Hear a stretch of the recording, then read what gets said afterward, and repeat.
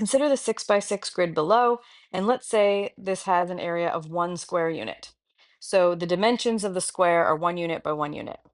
In a corner of the square, sketch a rectangle whose area is 2/3 by 5/6. What is the area?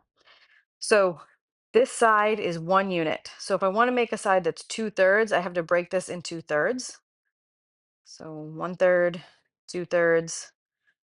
So that's 1/3, 2/3, 3/3. So I only want 2/3. Okay.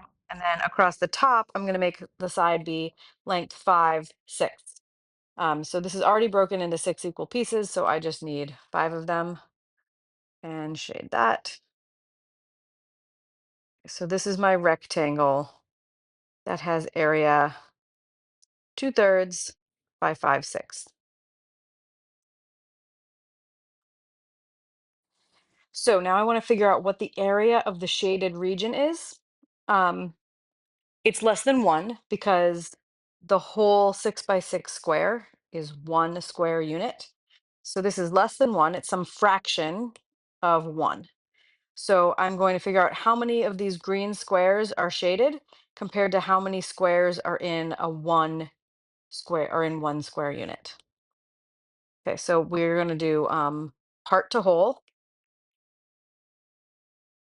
Okay, so the part is the green, and that is 4 by 5. It's a 4 by 5 array. 1, 2, 3, 4 rows by 1, 2, 3, 4, 5 columns. So 4 by 5. So there's 20 squares shaded green. And so 20 of the 36 squares that make up a whole. So the whole is a 6 by 6 array.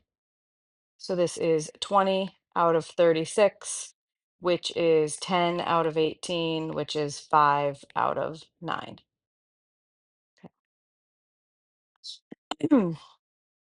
We can confirm our answer with the typical procedure, 2/3 times 5/6. Multiply the numerators, we get 10. Multiply the denominators, we get 18, which is 5/9.